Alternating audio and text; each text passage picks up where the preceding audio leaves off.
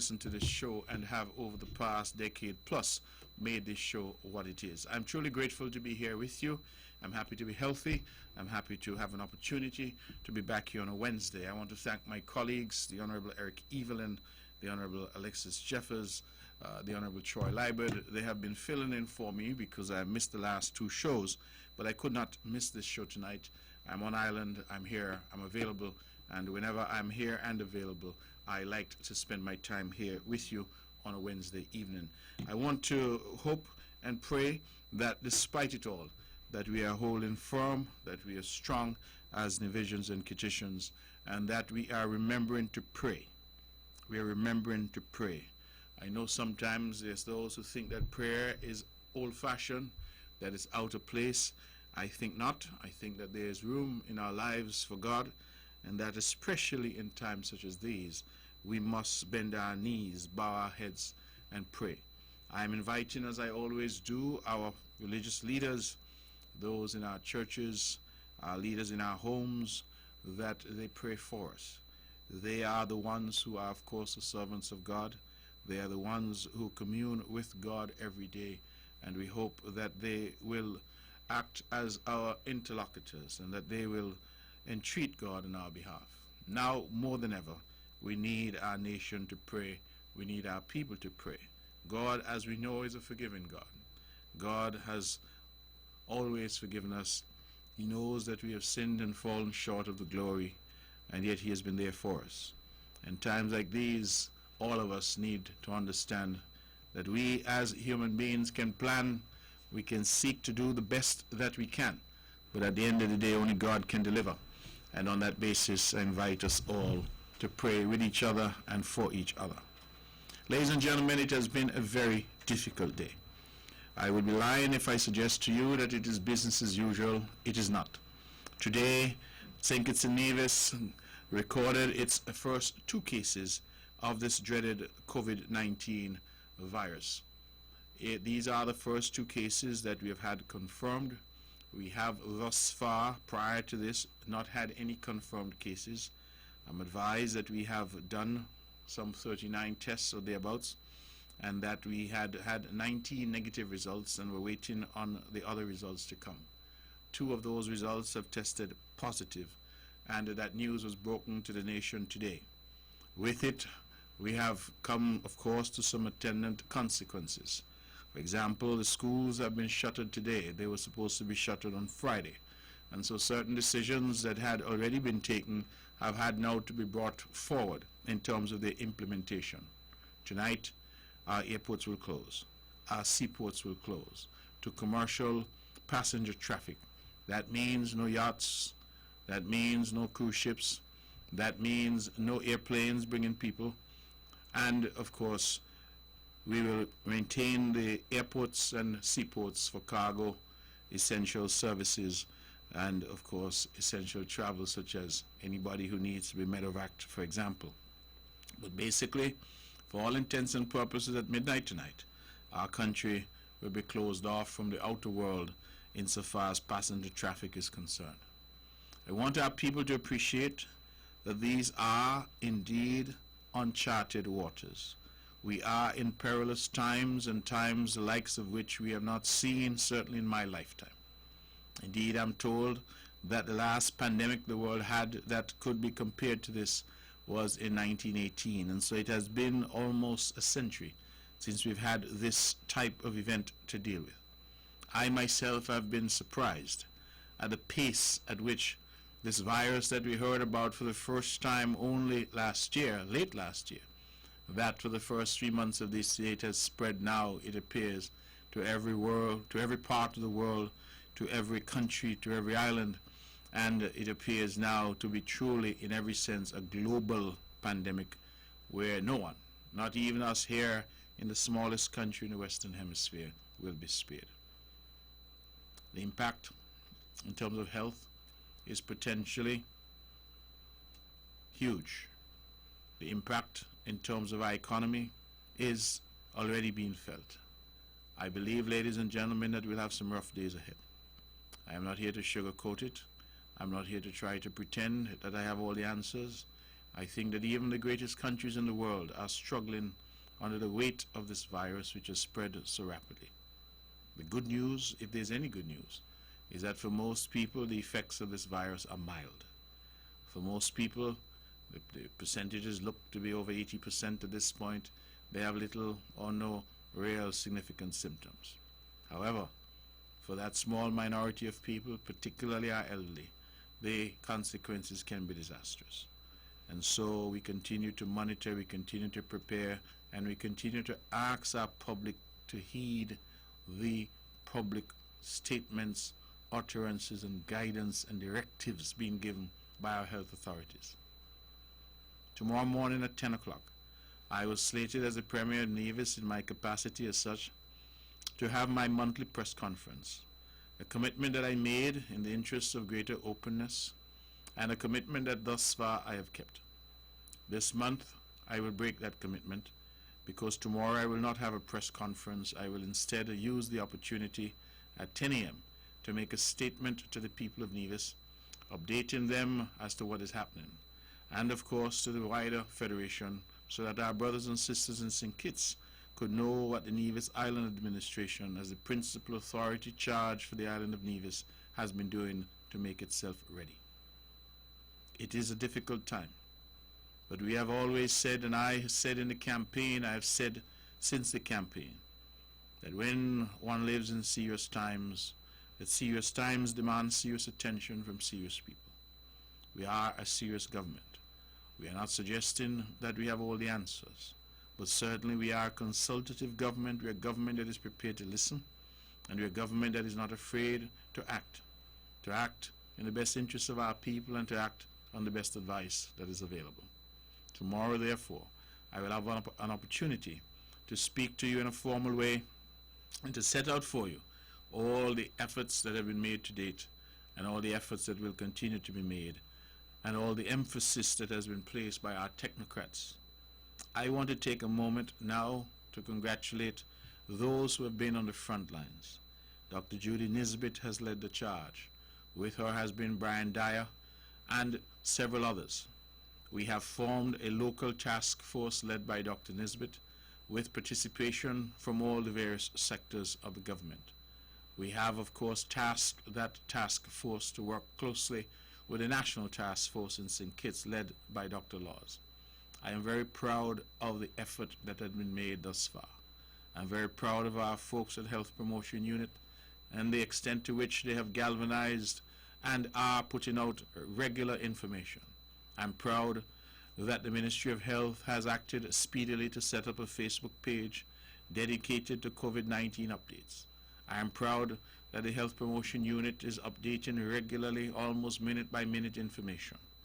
I'm proud that very soon we will launch our COVID-19 dashboard, where literally by the minute, new information will be posted.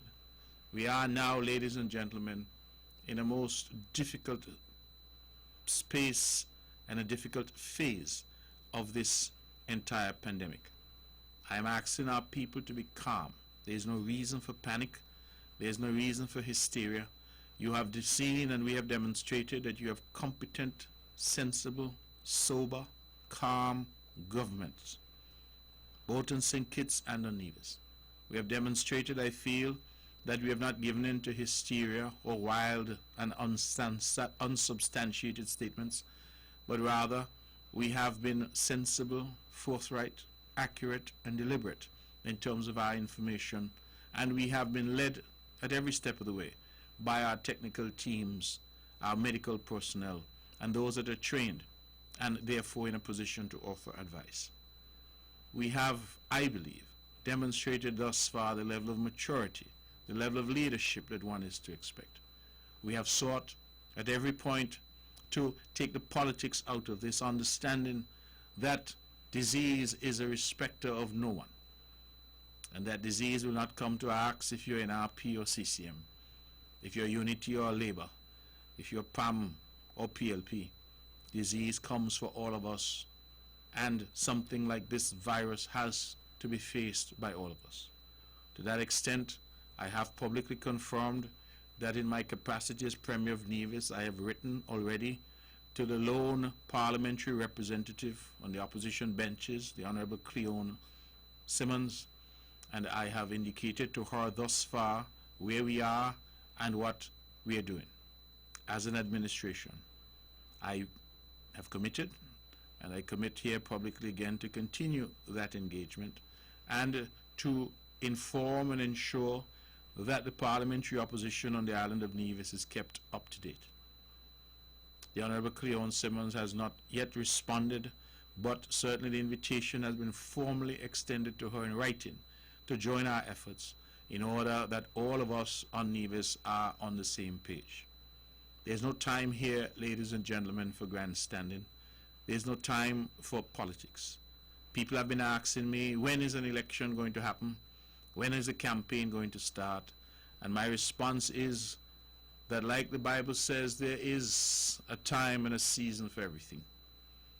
And that, so far as I'm concerned and the Concerned Citizens Movement Party that I lead is concerned, this is not the time for politics.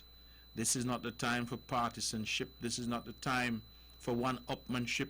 This is not the time for us to try to say who can grandstand the most.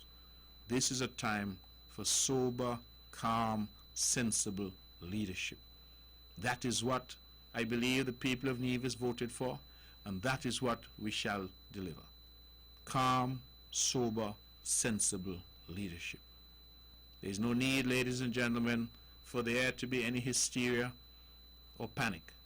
If our people are to listen, if our people are to conduct themselves in accordance with the directions and the recommendations that have been given, I think that all will be well, and that together, working together, we shall overcome. And so this show is a political show in many ways.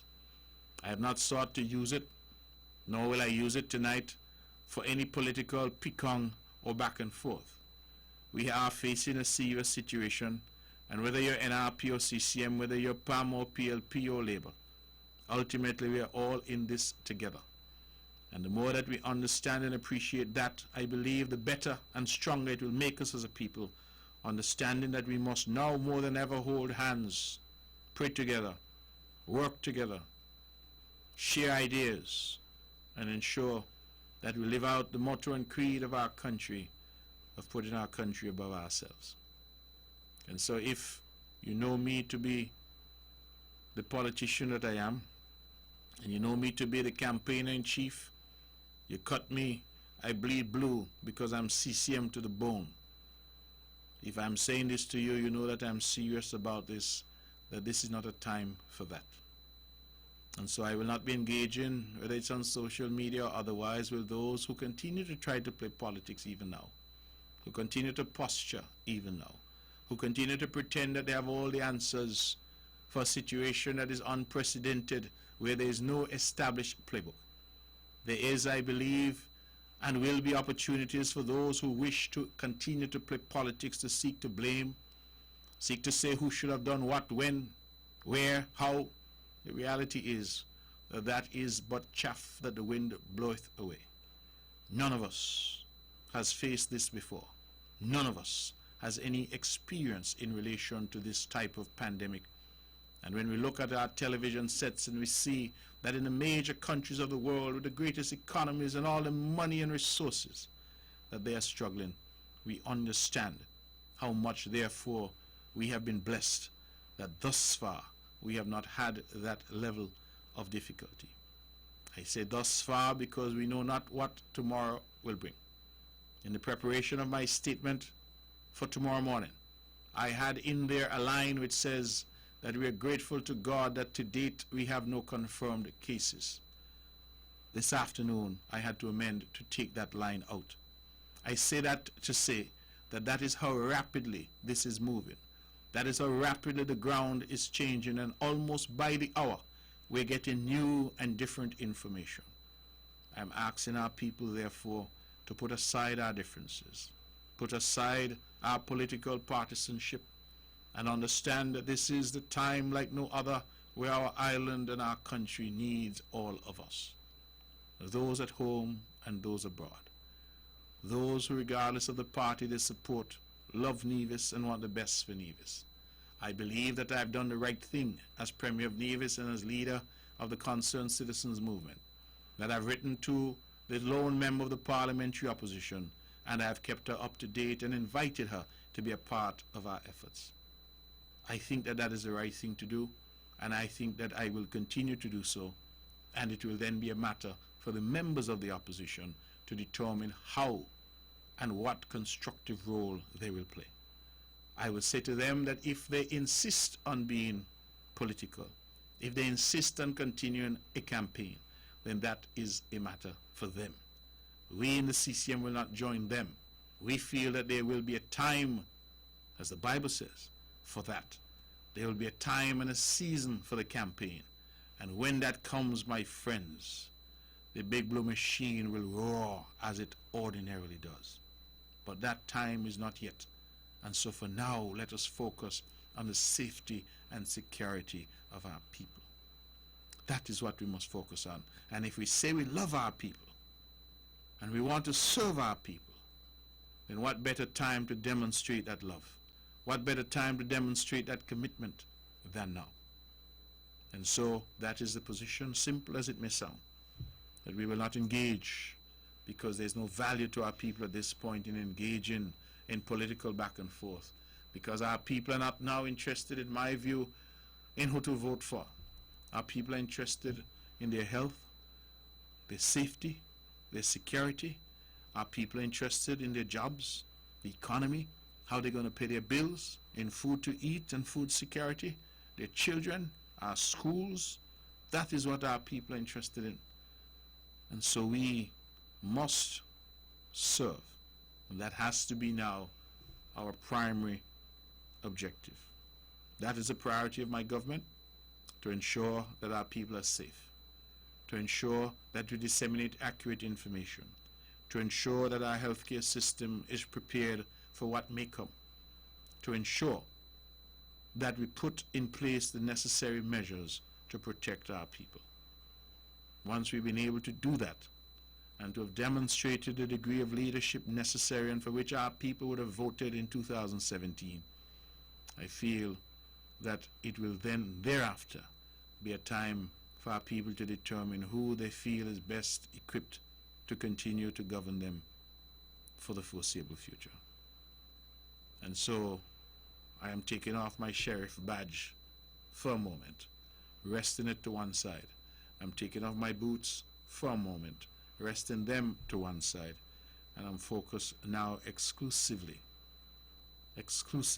on the safety of our people. I'm inviting members of the opposition, to the extent that they are minded, to join that fight. And I pledge to continue to update the parliamentary opposition on every step of the way. Ladies and gentlemen, this is On the Mark. We would like to publicly thank again all those on the front lines. I want to speak to a personal situation. I think, as many know, that I have two daughters. I used to call them children. They're now young women, and they are studying abroad. My daughters have come home to be with us because all their classes have been cancelled and their schools shut down. We do not know until when. The government here in Nevis and in the wider federation has mandated quarantine. And my daughter, one of them who had come earlier, has been under quarantine. And during that period of time, I am very pleased to say that she has reported that our health authorities have checked on her every single day via telephone to inquire as to her circumstances and how she's doing.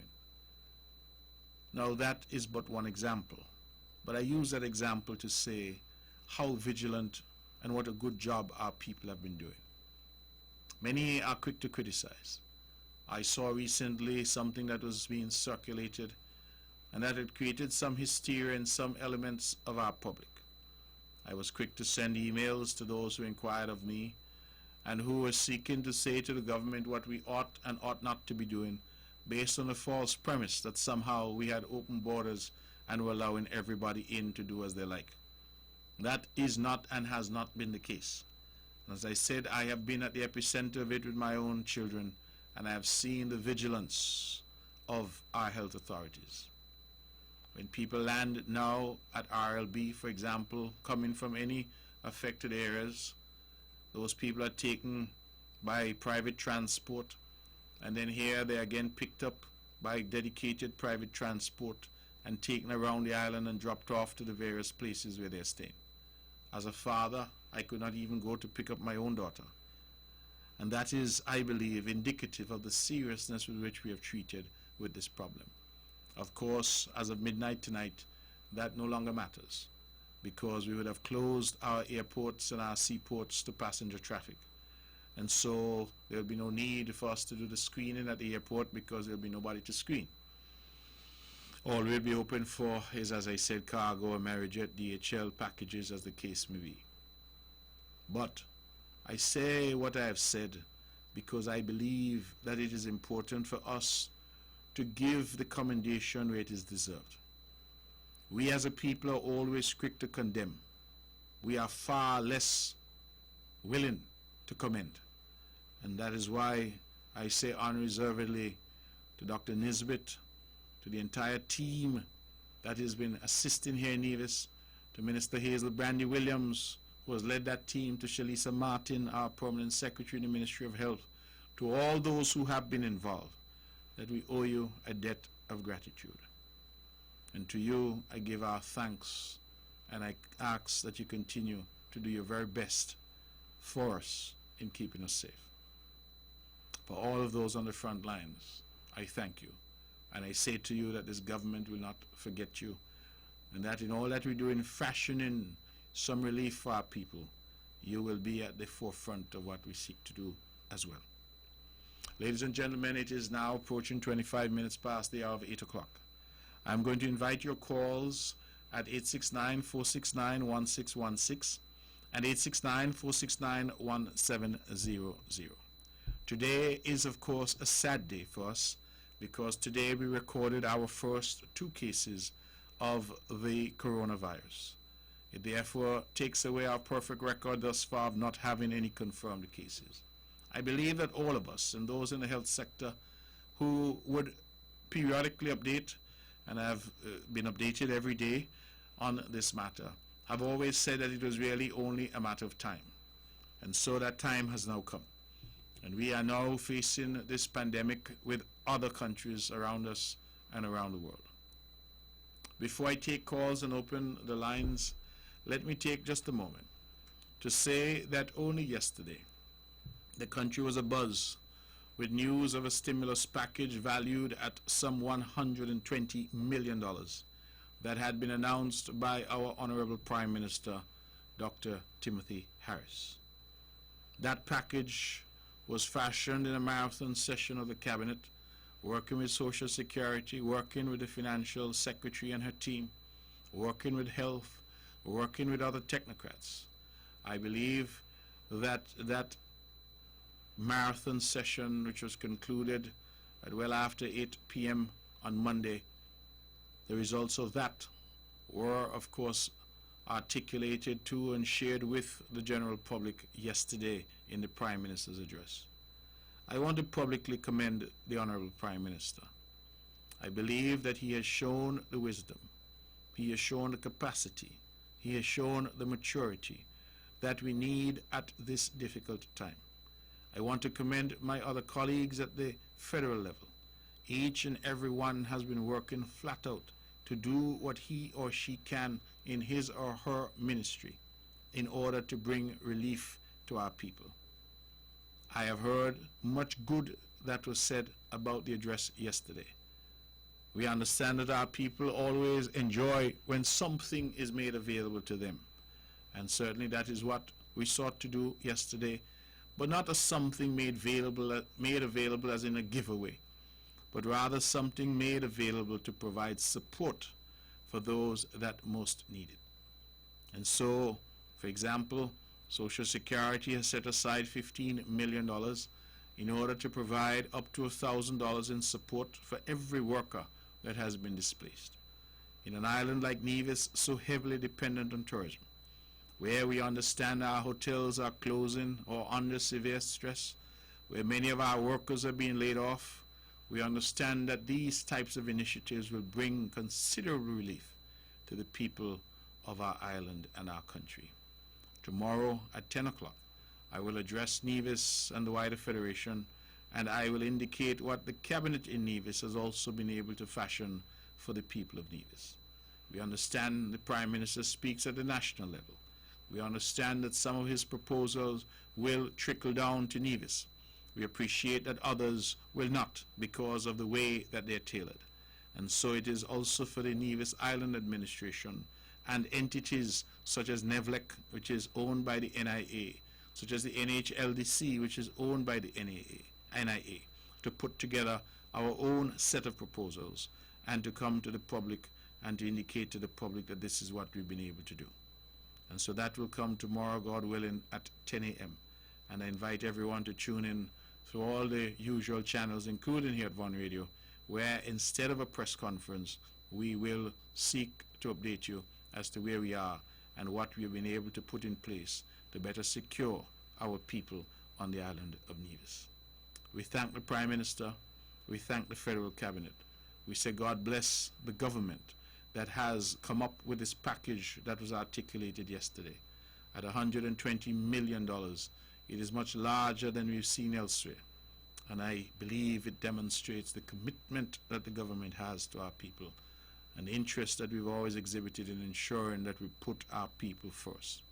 We have said, because it is true, that our ethos and our mantra has been that our people matter most, and that all that we do has to be people-centered.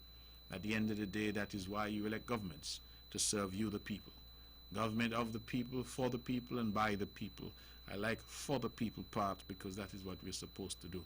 We're supposed to be for the people, serving the people, and that is what we have sought to do yesterday. And so kudos, Mr. Prime Minister, if you're listening, God bless you, and God bless the other members of the cabinet who I know worked hard.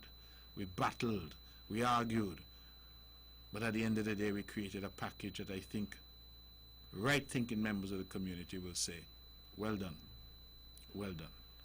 Ladies and gentlemen, it is now 8:30. The numbers are 869-469-1616, 869-469-1700. Before I take calls, let me just send a shout out to I call her my daughter Tamish. Tamish, if you're listening, I hope you're feeling better. I trust and hope that all goes well. I have not come to see you because I myself am practicing the necessary social distancing, and we've put together and in place certain restrictions on visits at our hospital, at the Flamboyant Home, at the St. George's Anglican Home, etc. But please know that my thoughts are with you. Loris and the entire family, all of Church Ground, all of Brownhill, all of Nevis, my thoughts are with you. And for those who might be sick or under the weather, know that we're thinking of you. And I just want perhaps a moment of levity. There's not every time somebody sneezes or every time somebody coughs, that means they have corona. You know, I mean, we tend to make jokes about almost everything, and I understand that people are saying, boy, they feel so uncomfortable now if they have to sneeze. You know, they're cooking and they get a little black pepper in their nose and they're afraid to sneeze. They spray a little cologne or perfume and some gets into their nostrils and they're afraid to sneeze. And so I'm reminding us all that at the end of the day, we're still human beings. I posted some photos of myself playing a little cricket with the youngsters in Bath Village from some time ago, and the youngsters in Brownhill, on the court over in Brownhill, playing a little softball cricket. And somebody contacted me and said to me, you know, maybe it's not right that you put out those things in such a serious time. And I said, what I was trying to do is to remind us all of our humanity, because at the end of the day, this coronavirus is challenging every norm that we know. To hug someone, you could imagine as a father, my children have come home after months and months of not seeing them, and I was not able to hug them, that I had to stay a distance as they walked in and went to their rooms. Could you imagine? That is the new normal, where friends and family, funeral gatherings, yeah, we've been told to stay away, not to come together. It is only human to come together. And so that is our new reality, ladies and gentlemen, and we need to heed. We need to pay heed, take heed, pay attention if we are to overcome this difficulty. it is absolutely critical that we follow the instructions. It has come to our attention, and I will speak on it again some more tomorrow, that some who are supposed to be in self-quarantine have been seen walking around. It has come to my attention that some who are supposed to be in self-quarantine have been seen walking around. I am saying to you who are doing it, please stop. What you're doing is reckless. What you're doing is harmful to the rest of us. And for those family members who know that you have loved ones who are supposed to be quarantined and they're walking around, please intervene. Because if you do not, the police will. It is a criminal offense to break your quarantine, to come out and be among the members of the public, carrying serious criminal penalties. We hope that we don't have to go down that road. But we're asking our people to be responsible. To be responsible. This is not a joke. This is not a joke. When we look at what is happening in the world, we know that this is not a joke. So please, for God's sake, be responsible. Be responsible people, responsible citizens. And if you don't have to be out of your house, stay in your house. What are you going in town to look news for? You're walking around and going to the bar and wherever. You want to drink a beer? Put beer in your fridge home. My thing is that we are in an unprecedented situation. And our people must understand that it cannot be business as usual if we are to get past this together. It's not that people are trying to tell you what to do or trying to say you can't live your life, but understand that if you seek to continue what you've been doing and how you've been doing it, you endanger others. And I don't want anybody to endanger me, and I don't believe I should endanger anybody. Let us be our brother's keeper. Let us be our sister's helper. Let us be the Nevis and the St. Kitts that we know we can be. Let this terrible tragedy that we're facing, this pandemic, this crisis of global proportion that we're facing, let it not be said of Kittitians and Nevisians that it brought out the worst of us. Let us instead be able to say that this coronavirus, this COVID-19, brought out the best in us. I know we have the capacity, I know we're capable and able to do it. And I invite you, ladies and gentlemen, to be the best that we can be. If you've been asked to quarantine, please do not seek to overwhelm us, the health authorities, the police, and everybody else by breaking the quarantine. Talk you're going bar and you're going around supermarket and you're liming. That is just reckless behavior that endangers other people and for which can attract some serious criminal penalties. I am one who always believes in talking to people before we act. And so I'm urging those who have been foolish and reckless with their own lives and with the lives of others that they cease and desist. Please be responsible. And for those out there who know that people are doing it, have no hesitation in reporting that to the authorities so the authorities can take the appropriate steps. Please be responsible. The numbers to call are 869-469-1616 and 869-469-1700. Let's go to the phones and take our first call. Good evening, you're on the mark. Hello? Hello? Yes, you're on the mark. Yeah, good night. Good night to you. I'm sorry? Yeah, the show. You've called the show. Okay.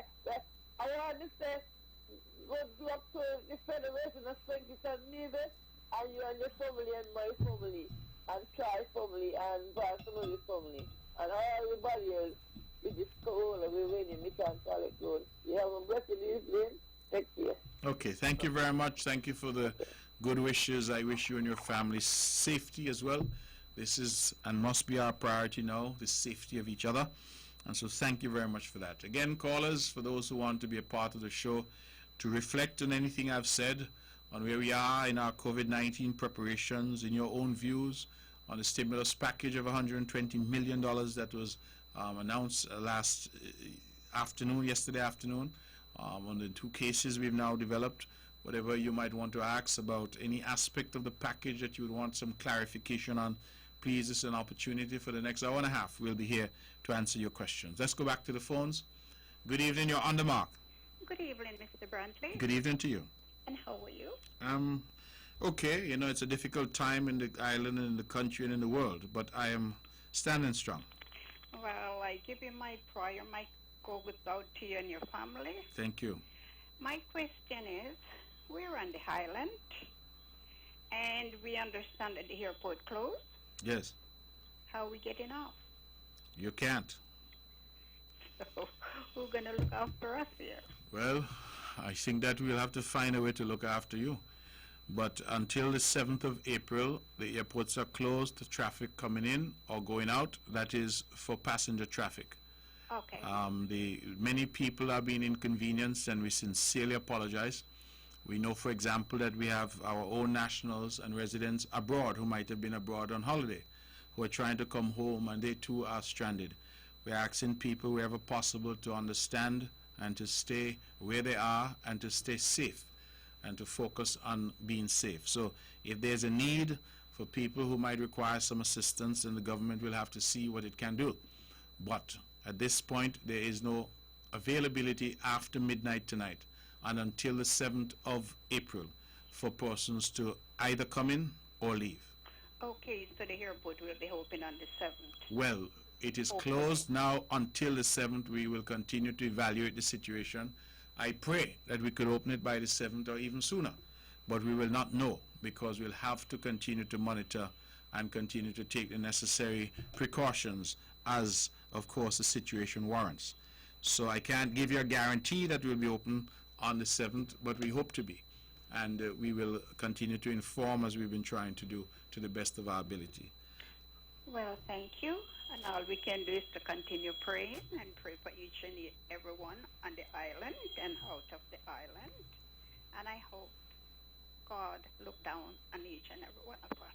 Okay, thank you very much. Thank you. And the last thing I'll say to you is that Nevis and St. Kitts are such wonderful places that if you have to spend an extra few weeks with us, I think that we welcome that, and I believe that even though we'll be indoors, and I encouraging people to be indoors, waking up each day to beautiful sunshine and waking up each day to a beautiful day, I think is worth something.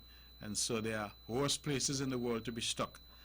You could have been stuck in a country with perhaps a cold winter that is happening outside. So it is no consolation, I know, to people who want to get about their regular lives and their regular business. But as of midnight tonight, our airports will be closed to passenger traffic. So thank you for your call, thank you for your prayers, thank you for your good wishes, and we will, of course, continue to monitor and to report. Okay, it is now 20 minutes to the hour of 9 o'clock. Again, ladies and gentlemen, we're taking your calls on 869-469-1616, 869-469-1700. Let me take an opportunity to send some greetings to my brother Doc Gishard in New York, to Molly and the entire crew, to my aunt Arnett, my sisters Helen and Saroya, my brothers Jerry, Trevor, the entire family who's there, Lloydie and the clan. Good evening to all of you. It is of course distressing for us to know that New York is now at the epicenter of what is happening in the United States, and we're praying that you remain safe. It is almost unbelievable that a city that never sleeps, a city like New York City, could be locked down. And so this is just what I've been trying to say. When we look at our television screens and we see London locked down, New York locked down, you know, Italy and Spain locked down, we understand that the world has changed. The world has changed. And who could have ever thought that a city like New York would be on lockdown? But that is the new reality. And so my thoughts are with my brothers and sisters there in Canada, Toronto, and places such as those. Our thoughts and prayers are with you in areas like Kitchener, those who are, of course, out in Ottawa and elsewhere. We are thinking of you. We understand that you too are thinking of us. All of you have family here, and I have been in touch with some of you by telephone. I'll continue to do that to find out how things are. I'm thinking, of course, of my brother Roach in St. Thomas, my brother Shark in St. Thomas, my family and friends in the British Virgin Islands and the U.S. Virgin Islands, my cousin Joanne and her family in St. Croix. You know, we have family and friends in St. Martin, in Anguilla, all over. And this is a time when we have to be thinking of each other. Thank God our phones are functional. We have WhatsApp and FaceTime and all of these things that we can use to communicate and stay in touch, because I think that particularly now, as the rules are calling for us to spend time alone and time in our homes, that it is even more important that our technology is available so that we can stay in touch with loved ones. So for all those I've called and all those I have not called, my thoughts are with you, and I trust and hope and pray that you continue to stay safe, you and your families and your communities, because we understand that many of you are at the epicenter of what is going on. And so we continue to pray for you, as we know you're praying for us. Ladies and gentlemen, this is On the Mark. It is 20 minutes to the hour of 9 o'clock. We're here, of course, until 10 o'clock, and we're taking your calls at 869-469-1616, 869-469-1700. Those are the numbers to call if you wish to be a part of this show. Just to remind the general public that tomorrow morning at 10 a.m. on the dot, I hope to be able to make a statement to the people of Nevis. This will be the third statement that I would have made in the last 2 weeks, updating you as to where we are on the island of Nevis and what efforts we have made and continue to make to keep our people safe. And so please tune in tomorrow for something that we hope will provide some guidance as to what we've been doing and the cooperation that has thus far been excellent with the federal government on these matters. We are in lockstep. We are ensuring that protocols are being applied across the Federation and that St. Kitts and Nevis is functioning as a single unit. And so while, of course, we have a Nevis Island Administration and we have an obligation, a duty to the people of Nevis, we are also working closely with the federal government to ensure that our policies and our programs are aligned as much as is possible. And so we are and continue to invite you to be a part of that session tomorrow, commencing at 10 a.m. as we continue to try to spread the word as to what is happening. Just a word I wanted to say to our people, that we still recognize that there is a tremendous level of what we call fake news that is being promulgated out there. Everybody now feels, whether using a fake profile on Facebook or social media or whatever, that they can disseminate false information. In this type of environment, it is not only silly, it is dangerous. And so we're asking again our people to ignore all that noise that you might be hearing and focus on information that is coming from the government, because the government technocrats and technical teams are charged with providing you with accurate and up-to-date information. So we invite you, please, to listen to the CMO, listen to the task force, listen to the health promotion unit, listen to the people who are bringing you accurate information and those that are charged with managing this situation on our behalf. Try to avoid the fake news and the sensationalism that a lot of this fake news generates. Today we had our first 2 confirmed cases. I saw something almost 3 weeks ago where somebody had put out breaking news to say that St. Kitts Nevis had its confirmed case. And they went so far to say that the minister would address at a particular time. The only problem is they spelled corona wrong. So that gives you an indication of the depths that people would sink to, the lows that they will sink to. And that is why we continue to encourage our people to do the right thing, to listen in an educated way, and to pay attention. Too many people are telling me, oh, I didn't know this, I didn't hear that. Please pay attention. The young people especially, pay attention. This is not a time to say you don't read newspaper and you don't listen to news and you don't listen on the mark. Listen to everything, because your lives and the lives of your children might be at stake. Pay attention. Let's go back to the phones and take some calls. Good evening, you're on the mark. Hello, good evening, Mr. Brantley. Good evening I to trust you. that you're well. I am doing okay so far, thank God. This is Claire from Stapleton, Simmons. Hi, Honorable, how are you? I am fine, thank you.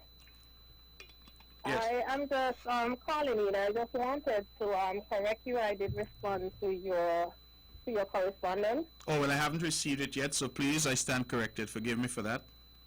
Yes, and also I just wanted to let the general public know that I am concerned about the effect of the coronavirus on, the division society. Yes. And so I want to take this opportunity to thank you for reaching out to me as well as to my party. And it is our intention really to work with you in order to see how best we can put measures in place to try to alleviate the impact, because of course Hello? Hello? Hello? Yes, I lost you for a brief moment. You said you work with us to alleviate the impact because I didn't hear after that.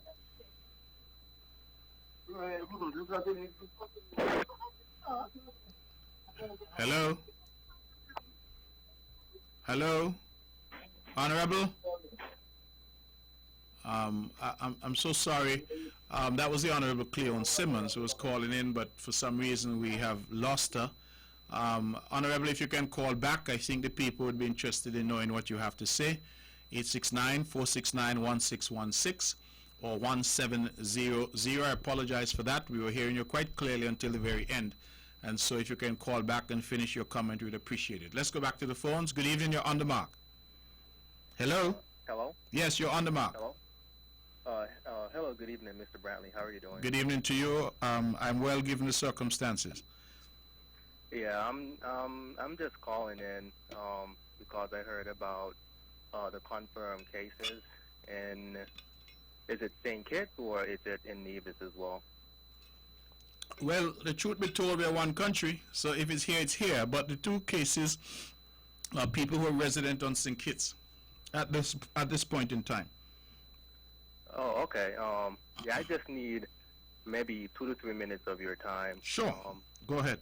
So I currently reside in the U.S. I'm also in the healthcare field. I've been a critical care nurse for about 6.5 years. I'm in the process of transitioning into anesthesia, so until I'm doing my residency right now in the OR. And I just want to put some information out based on what I've seen on my end. And I just want the people in Nevis to prepare for what's to come in terms of, they've been saying social distancing, and they have to start to take this thing seriously. It's no joke. I've seen healthy people, no comorbidities, no other related illnesses, become deathly ill with this thing to a point where they have to put them on the ventilator and pretty much hope for the best. Being in the OR as well, I've seen cases where some of the providers caring for the sick, we take all these precautions to protect ourselves, but a couple of them still contract the disease, the illness, the virus. So I want to know is what's currently being done on the island to protect the frontline staff in terms of the healthcare workers. Hello? Yes. Yes, caller, you're asking me what is being done?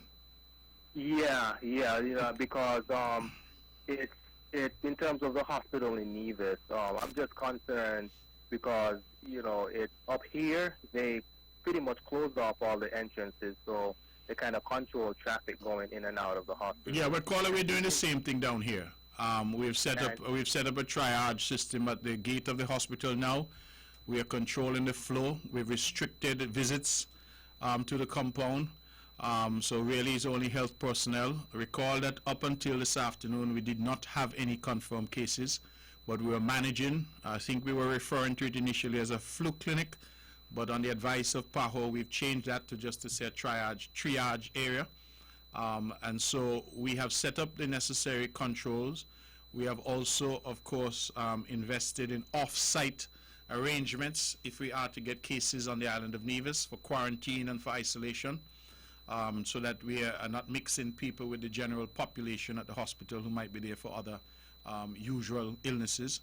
And so we are taking steps, and that is why it is important. And we've asked our people to stay informed, because all of these are being updated regularly on social media and in pronouncements being made through our health promotion unit.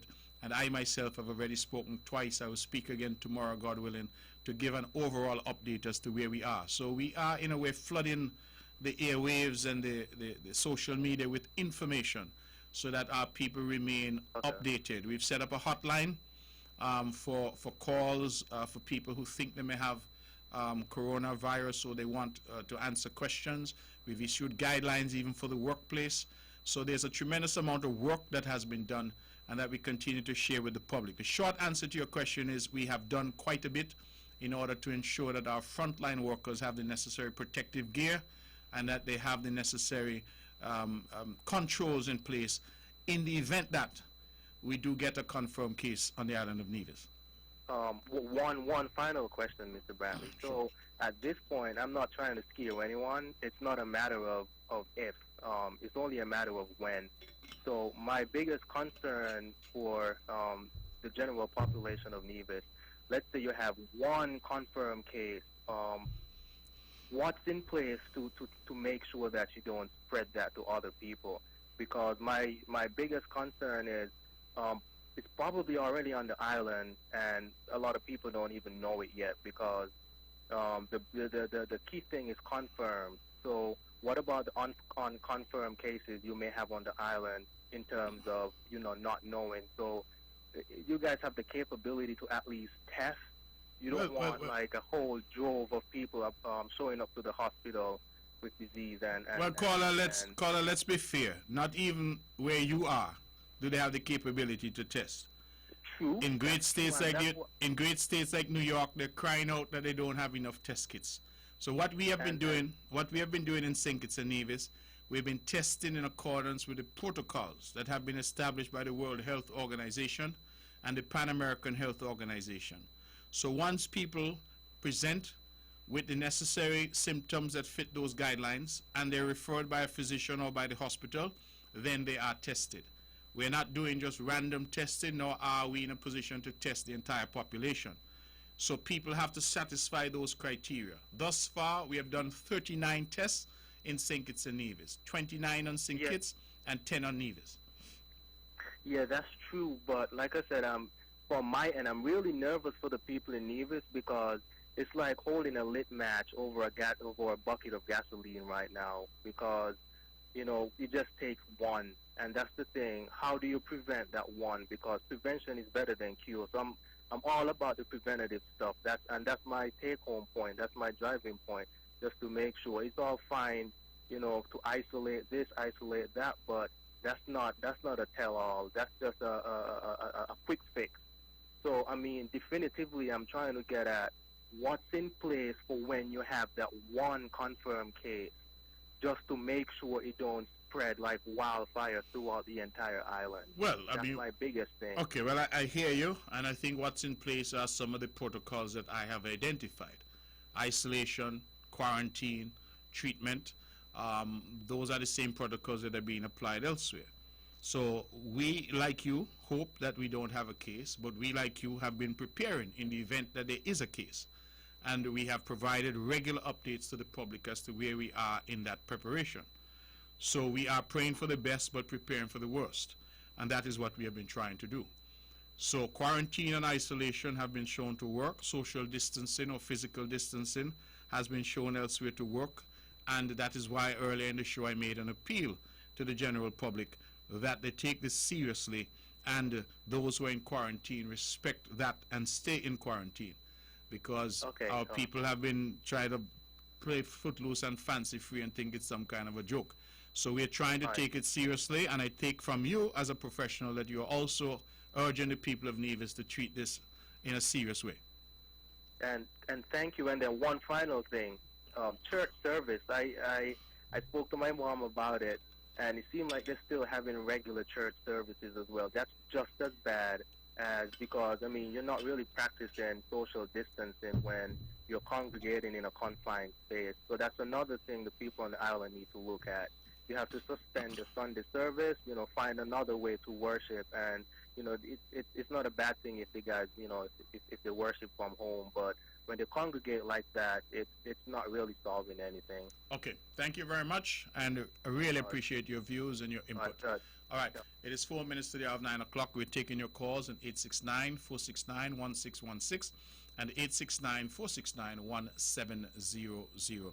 Those are the numbers to call if you'd want to be a part of the show. Of course, it's all about COVID-19 and the sad reality that today St. Kitts and Nevis recorded its first two cases of COVID-19. We are therefore now really in a different phase of this pandemic. Let's go back to the phones and take some calls. Good evening, you're on the mark. Hi, good evening, Mr. Brantley. Good evening to you. I'm going to answer that caller. I'm an Anglican, okay? And when we go to church, no more than 50 persons, and the Anglican churches have very large. Jingalan and St. John, and there, sometimes you don't even have 50, and they are not closely knitted, sitting close to each other. And we just take the bread, we don't even serve the wine, and we don't really touch each other. So for that caller, this is how we do it in the Anglican. So let me ask you, caller, so when you have the sign of peace and all that, you don't touch anymore? No, we don't touch anybody, and we just sing the Our Father prayer. We just put our hands up. We normally used to go forward hands, and now we just put our two hands up in the air, and we sing the Our Father prayers. I go to church every Sunday, I can tell you. Okay. Okay. I should also say that I received a message that the Catholic Church in Nevis has indicated that its masses are postponed until further notice. So the Catholic Church has taken the position that it will not be convening to hold regular mass. And we think that the other churches are cognizant of it. But let us not forget that even if the churches are not able to meet in regular service, we are nevertheless asking our church leaders to pray for us. One thing we know about prayer, you can offer it in your car, you can offer it in your home, you can offer it anywhere.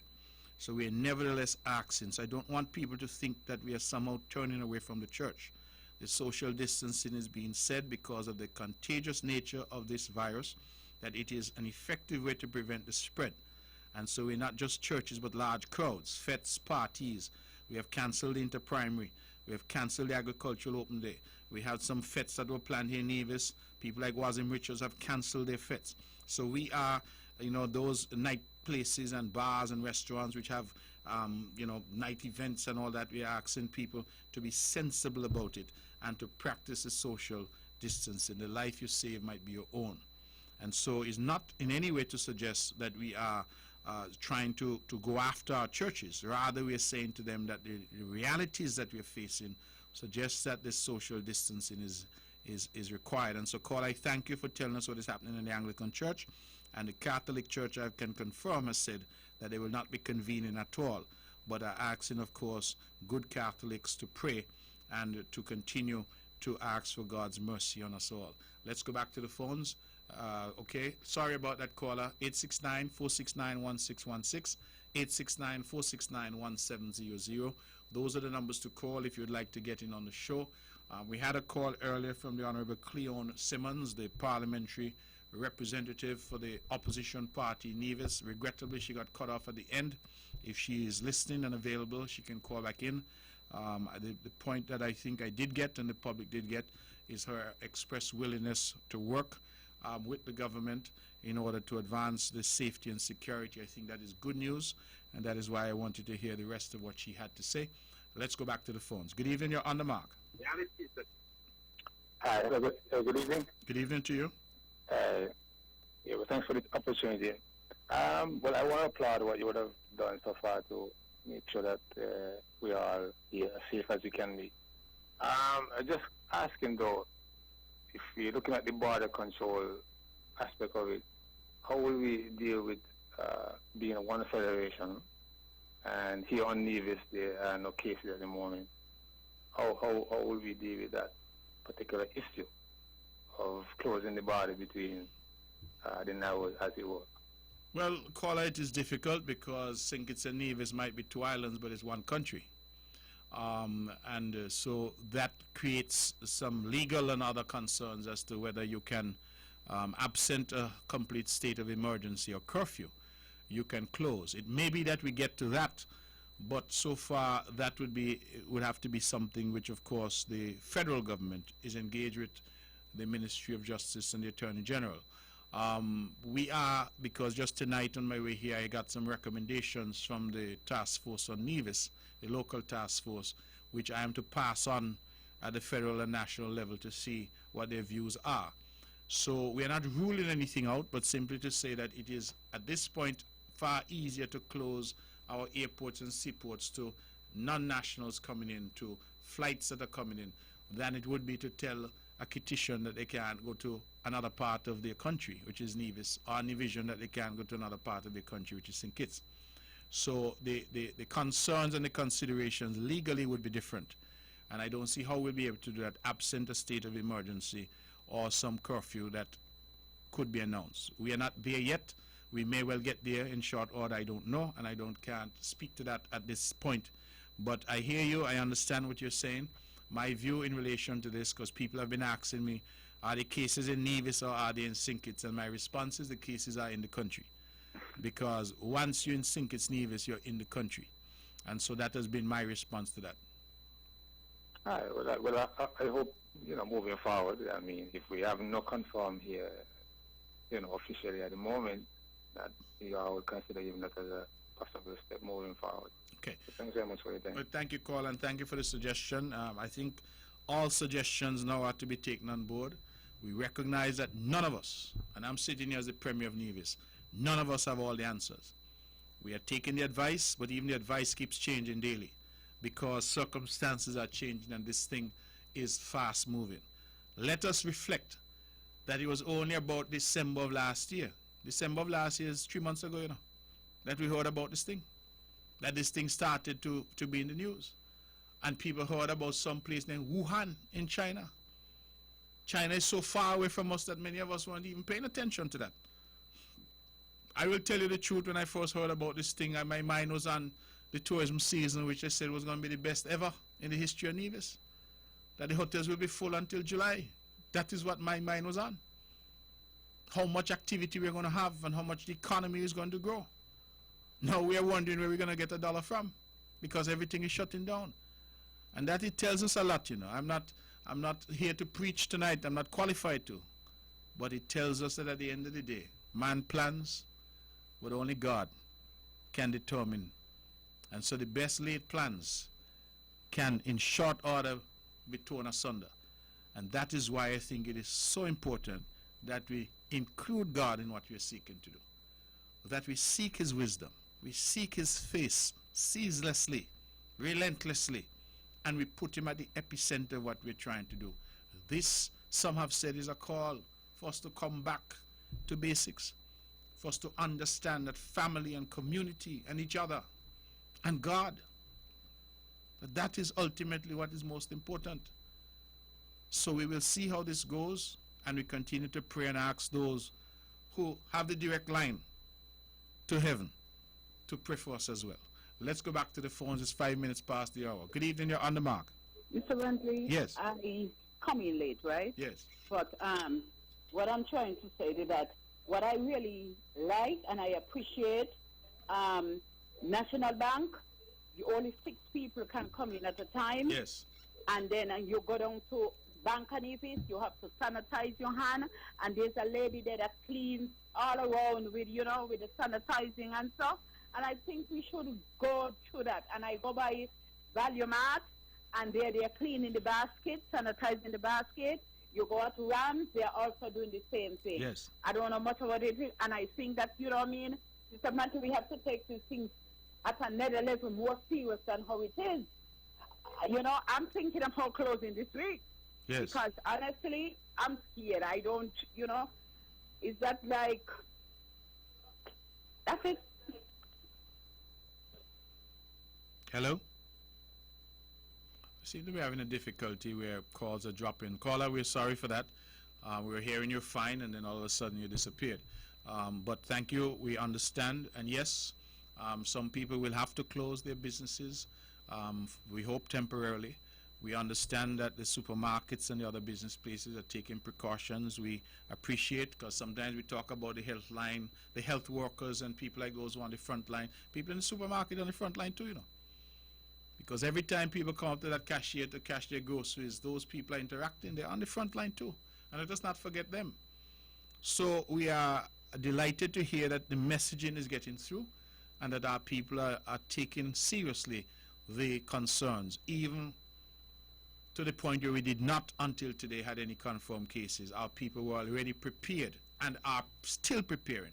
And that is why I'm saying, for those who ought to be quarantined, who are breaking quarantine, we are going to get serious with you if you're not serious with yourself, because you're endangering yourself and others.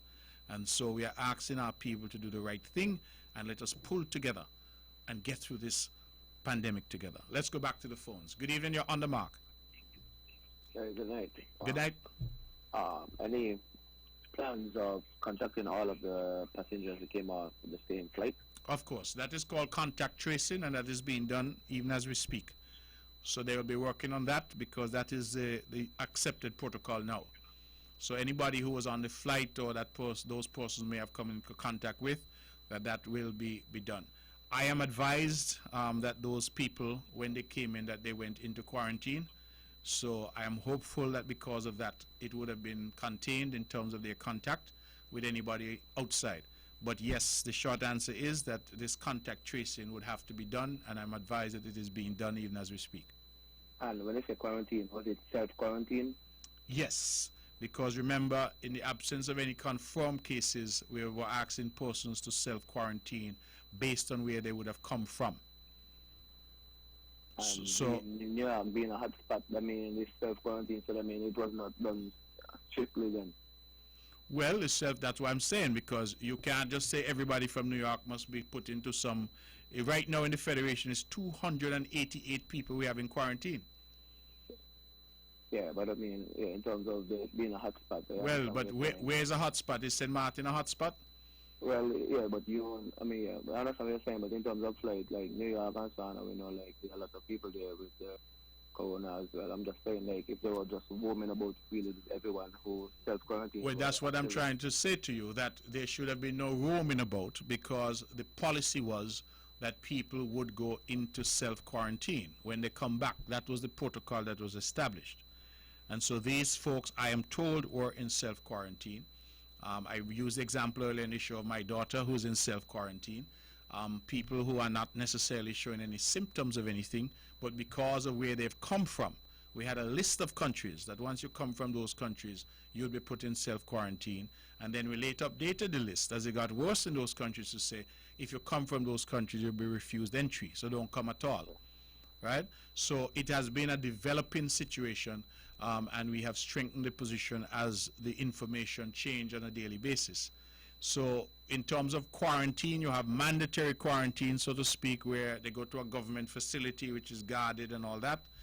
My understanding, that was not the type of quarantine. This was a self-quarantine that we're requiring all people coming in from certain countries, what you have described as hotspots, to go into self-quarantine. And that is why I'm making an appeal tonight that those who are in self-quarantine are not to be seen about at the supermarket and at the bars drinking, right? Because if that is the case, then they will have to be treated for the criminal sanctions that they are incurring by so doing. We are asking people, of course, to be sensible and not to be reckless. And so that is the current position.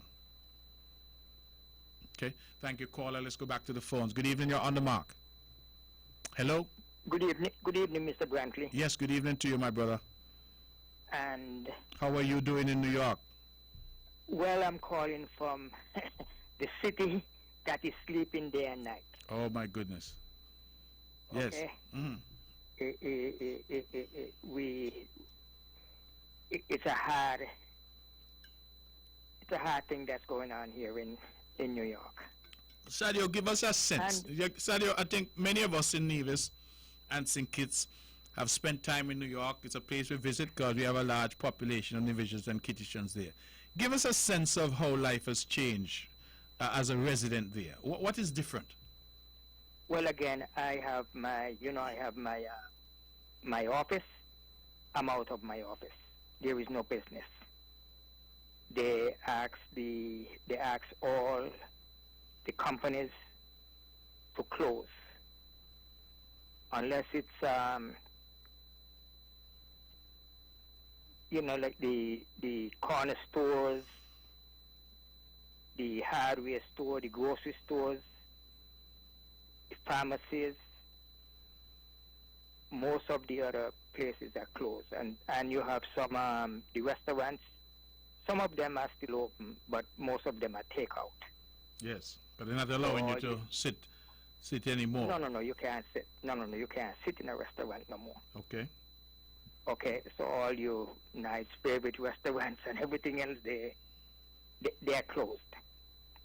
The streets are empty. 42nd Street, Times Square. I mean, you can walk in the middle of the street, Goodness. up and down. Goodness gracious. There's nothing moving. So the city has come to a standstill. Yes, definitely. And eventually, when you put your clothes on, you have your shirt, your pants, and your dress and everything else, your mask going to be part of your outfit. Yes. Okay? So, going out and your mask on is not a joke. I know, Nivisions and Kitishan, they see it on TV, where the Chinese and the Koreans and Japanese, and even in New York, it's a time now where that will be a part of your outfit. Let me ask you something. In terms of the weather, has it warmed up yet? I mean, has the summer coming through yet, or well, I suppose it's March, so I would say the spring, or is it still pretty cold? Yeah, the spring is here. It's not that cold. Okay. Today was like 48 or something, which is good. Okay. The weather is good. Let me ask you further. New York is famous for the mass transit, the trains and the buses. Are they still running? The trains, they're still running. Okay. Some of them are, running on like a holiday schedule. And, alternate side, they're allowing you to park now. You don't have to move your car from side to side. But you still pay the meter. Okay. But the everything has come to a standstill. Could you give us a sense, Yes. Sadio, in light of you said your own business you've had to close temporarily, I hope. Restaurants are closed, other businesses are closed. I'm sure big stores like the department stores would more than likely be closed. What is that doing in terms of employment in the city for people? And is the government there, whether at the city level, the state level, or the federal level, are they providing any relief as yet?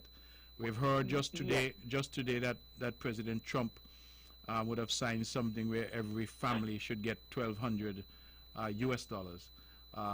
Is there things in place already in New York? I mean, I'm concerned about how our people there, how Kittitians and Divisions there might be making out. So could you share a bit of that with us? The idea is some people have applied already. Okay. For unemployment. Okay. And that stimulus package that's coming down the pipeline, we are still waiting to see how it's going to be, shared up. But they have, there's a lot of relief for, rents, mortgages, certain payments. Yes.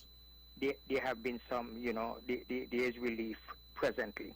Do you have a sense of the Nivision and Kittitian community there? I know we have organizations such as, Hearts and Hands. Yes, I've talked to quite a number of, Kittitians and Nivisions, but again, the majority I've spoken to, they are on lockdown. Okay. Okay. They're in their house. If they might have to go out to, buy, go to the grocery store or the pharmacy. Yes. and back. It's just going out to buy food and come back home. Yes. That's it, and you're in your house. Visitors and, no. Everybody is self-quarantine. Have we heard of any of our people out there in that area who might be afflicted with the coronavirus, or so far all is well? No. So far, from what I've heard, all is well. Okay. From what I've heard, all is well. But it's just that, people have self, well, the store, where the workplace have been closed, and, people are home. Yes. And for a certain time, we will see how that, work out. But the idea is, if you're going out the door, you need to put your mask on, because you don't know who is the next, who is the carrier. Okay, brother. Well, thank you very much for that. But then again, even though we are suffering here, we have been rooting for St. Kitts and Nevis. Yes. All right? And from what I've heard, and we hear the fake news or whatever they call it there, but let me tell you something. Team Unity and the medical people there, they have been out there on a daily basis, and they have done their endeavor best. But again, this thing is like no country shall escape that somebody from somebody will come in from wherever they come from, and just like the whole world. And we just have to hope and pray that it doesn't spread, and we all do our best to self-quarantine and take care of ourselves. Thank you, my brother, and thank you for the update. I think a lot of people with family there will be very grateful to have heard you tonight, and to give us a sense of what's happening. I think that's very, very important. So thank you. Thanks a million. You're welcome, sir. Okay. All right, it is 20 minutes past the hour of 9 o'clock. We just heard from very dear friend and staunch Division and Kittition national, proud Kitty Vision, Mr. Sadio, who is always and has lived a life of being involved in St. Kitts and Nevis, despite the fact that he calls New York home, giving us a sense. For those who know New York City, I myself was privileged to have lived there for some portion of my life. It is a city that, it was said, never sleeps. And he's now telling us that it's a city that is sleeping day and night. So it tells us what the magnitude and the significance of this particular situation might be. Now, I got messages that apparently people are at supermarkets and things like that in large numbers. I'm again calling on our people to be sensible. There's no need for people to go and empty the supermarket shelves. There's no need for them to go and grab large quantities of anything, because our supermarkets have advised that for the foreseeable future that the supply is in order. They have good stocks already in warehouses, and that all will be well. And so I don't think that there's any need for our people to behave in that fashion.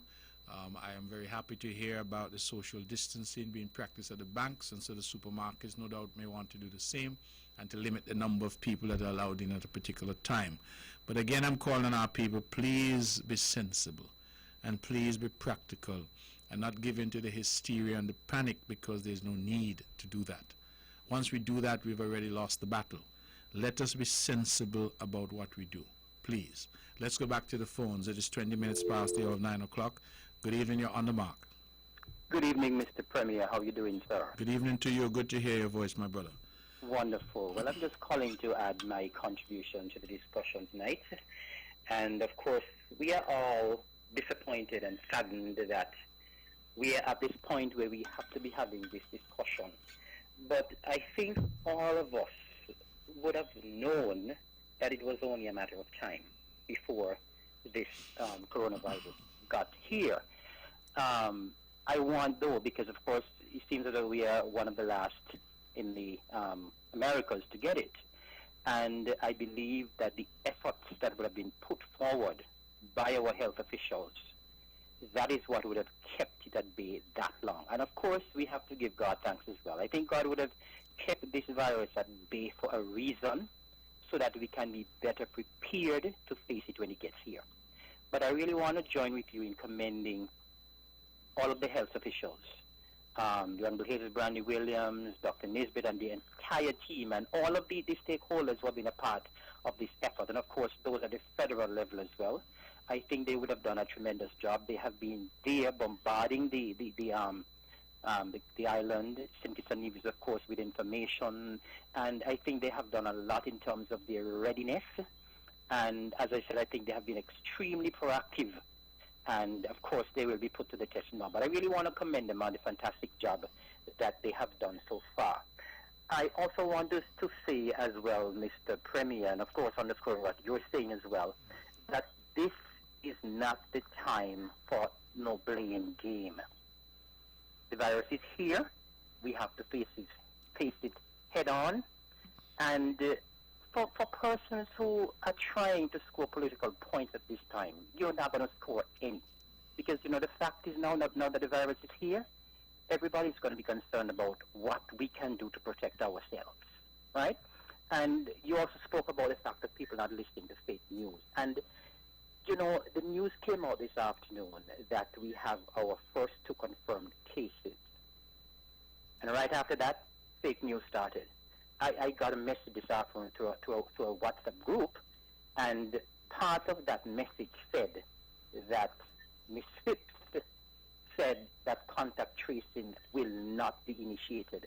And I knew that I had listened to the message from Honorable Wendy Phipps, and she clearly said that contact tracing will be done. But here is someone saying in a message that she's saying that contact tracing will not be done. Yes. And of course, the message went on to say, well, they knew all along yesterday when they had the press conference that it was here. The Honorable Wendy Phipps clearly said that the confirmation came at 11:03 p.m. The press conference was held yesterday afternoon. So here are we in a crisis. The confirmed cases are here. But instead, people try to band together and try to reiterate the messages of telling people how to prepare yourselves, how to prepare yourself from getting this. People are already starting to spread rumor. And I mean, as I said, I don't think this is the time for politics, and this is not the time for rumor, Yes. and this is not the time for false news. This is the time for us to come together, because, the thing about it, Mr. Brandley, is that all of the persons who are trying to be unpatriotic in all of this and were cussing you every day and cussing the Prime Minister every day, we are all in this twin island nation now, and all of us are at the same risk. So you and the Prime Minister are not more risk than any of us who are trying to blame any of you. So we have to bear that in mind. And I am really disappointed for persons who are really trying to pall this virus before it got here. Because as I said, it's going to affect everybody. The country belongs to all of us. And it's going to affect all of us. And so I am doing like you. I'm pleading, I'm asking everybody, this is the time for us to come together, to forget the politics.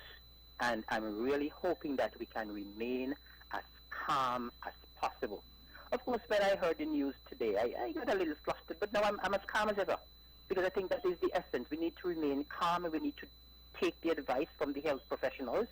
I am very confident, based on how proactive they were, that they are capable and competent to protect us now, and all we need to do is to take the advice on board and do what we have to do.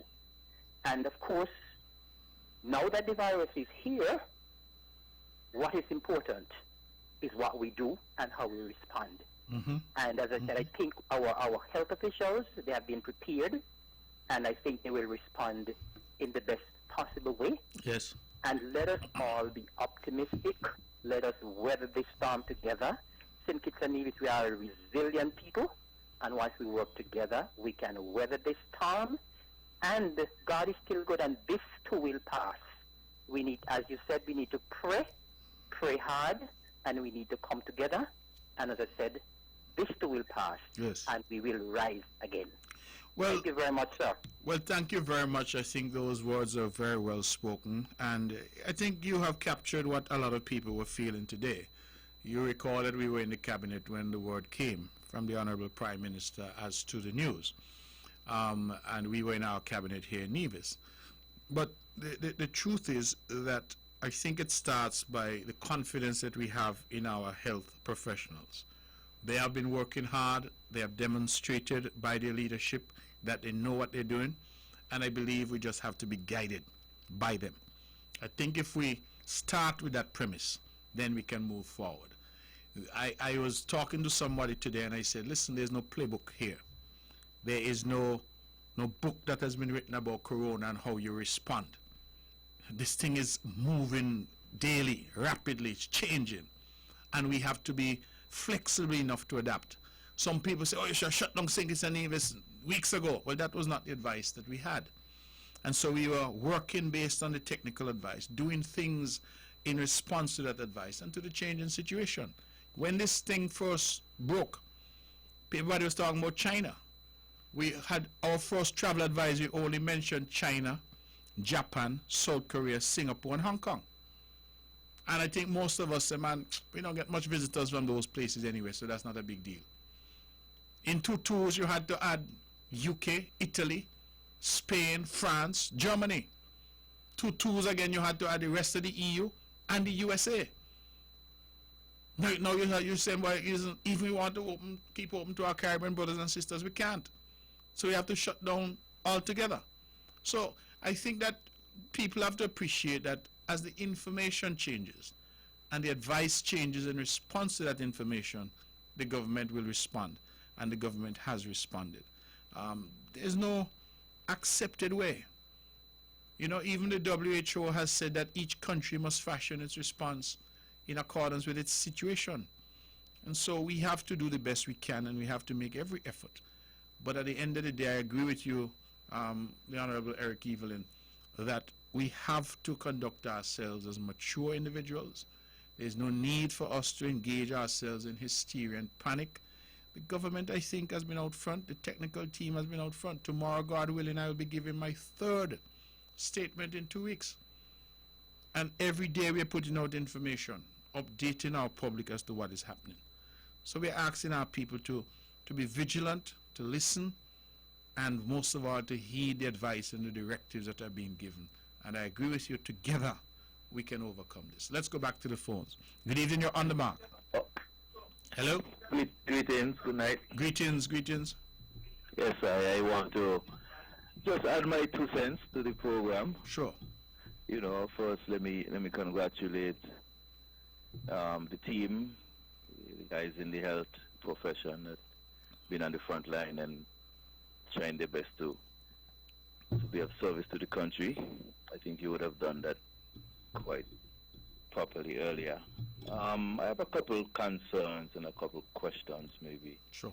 One, I haven't heard a lot of emphasis being placed on persons building their immune system, and I would like to just reiterate that how important it is, because it is not a matter as we know it's here, and as to how the body is going to respond when you get it. It's very important that we work on our immune system. That means eating the right things and stop eating some of the things that would compromise our immune system. I also would like to speak as to some of the things that are happening in the general public. I see a lot of people wearing gloves. Hello? Yes, I'm listening, brother. Go ahead. A lot of people wearing gloves that protect them, but I think gloves are transferring that virus from person to person. I think the hand washing and the sanitizing really be more effective. I also have a question as it relates to something you said earlier. You did mention that there's... Hello? I don't understand what's going on. This is the 3rd call that has just dropped. Caller, please call back. I was very intrigued by what you were saying. Please try again, 869-469-1616, 869-469-1700. We've lost 3 calls for the night, and we're asking people to make the effort and call back in. We don't know what's happening, but we ask you, please call it to ring back in and share your views. I'm very interested in particularly what you're saying about boosting the immune system. Of course, we continue to encourage people to eat right, to exercise, and to do the necessary things to remain healthy. And so you're right, this virus appears, based on the evidence, to attack those who have compromised the immune systems, and it can be fatal for those people. That is why people with serious underlying conditions seem to be very susceptible. That is why the elderly seem to be very susceptible. But the truth is that anybody can get it. It's just that for most, the symptoms are mild.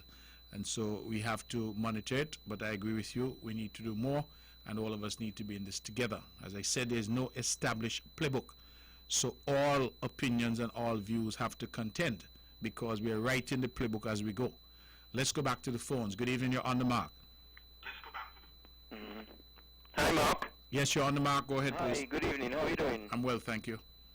Okay, Mark, I really honestly have to thank you and congratulate you for the excellent introduction to this program this evening. I'm very impressed, and I think you need to be commended. Thank you, I appreciate that. You have touched on so many important issues this evening, which unfortunately many and too many of our citizens do not take seriously. I just want to say, before we get on, in reference to the last caller, where he said something that is accurate and another thing that is not so accurate. In reference to what you consume, your immune system, because what you consume either harm you or help you. There's no two ways about it. Make it better for you or make it worse for you. And it's important for people to consume what is best for them and not what is worse for them. Yes. But he mentioned in reference to not enough emphasis being talked about in reference to, you know, the immune system and things like that. But this is something that the CMO especially have been speaking about time after time after time after time. And you would have also mentioned tonight, which is so accurate, because there are some people never know. Never know. But some things that they want to know, they know that they ain't supposed to know. I want to say, Mark, that this is a serious issue, crisis. I mean, you name it, what, you know, you probably maybe have to invent the word to describe what is taking across the world. You know, when we have a hurricane, which is something that is very dangerous. Yes. And when a hurricane strike, it strike maybe in certain part of the world.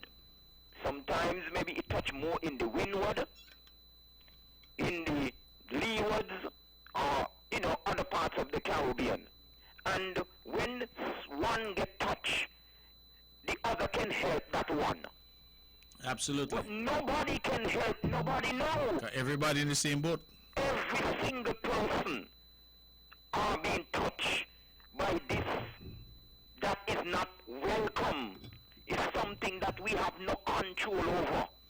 And this is why especially people who are in certain position,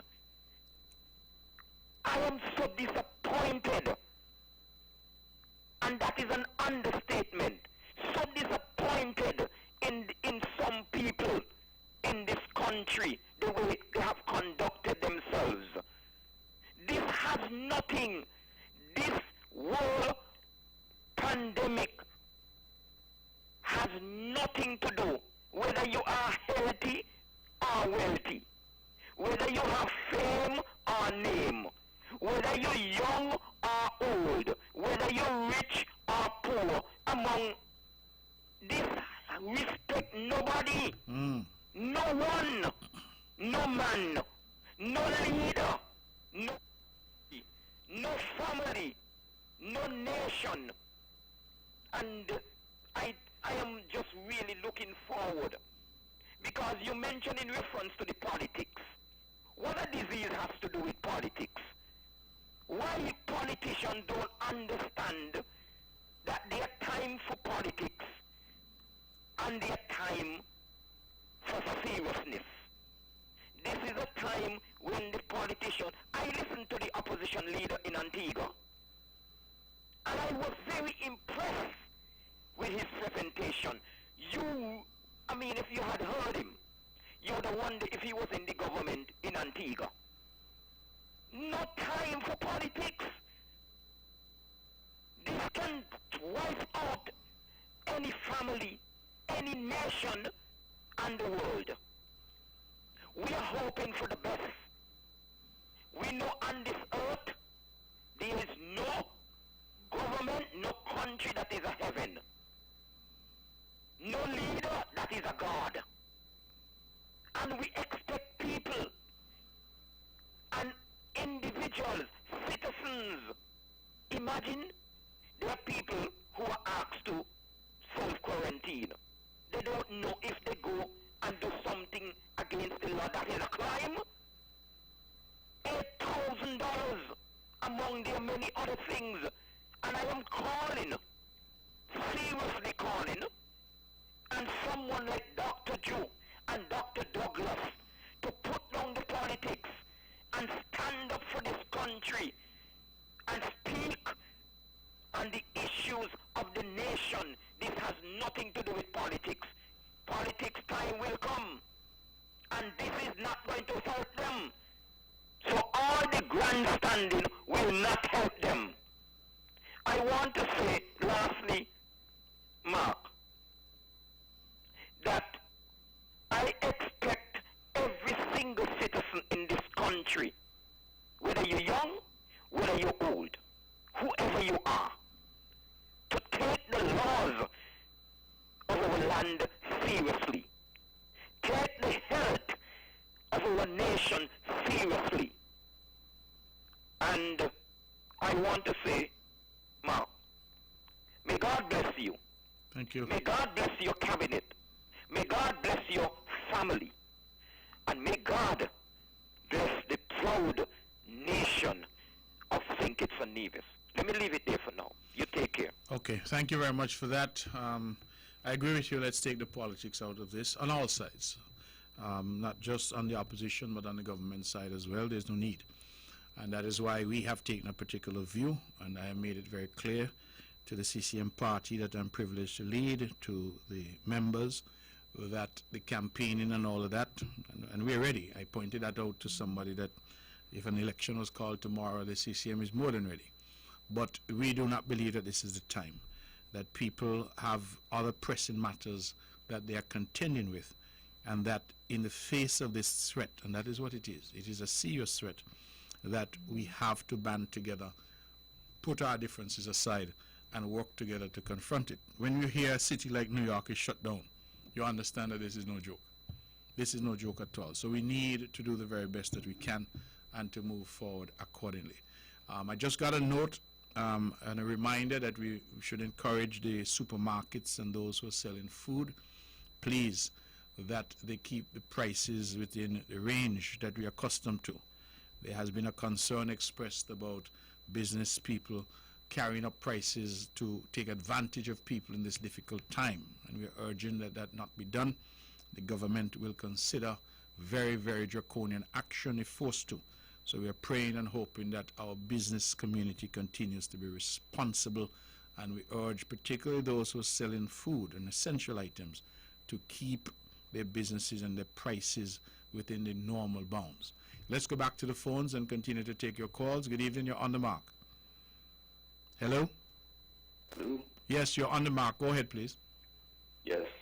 I want to commend the government for how they have been handling the outbreak of corona, especially since it's now in the Federation.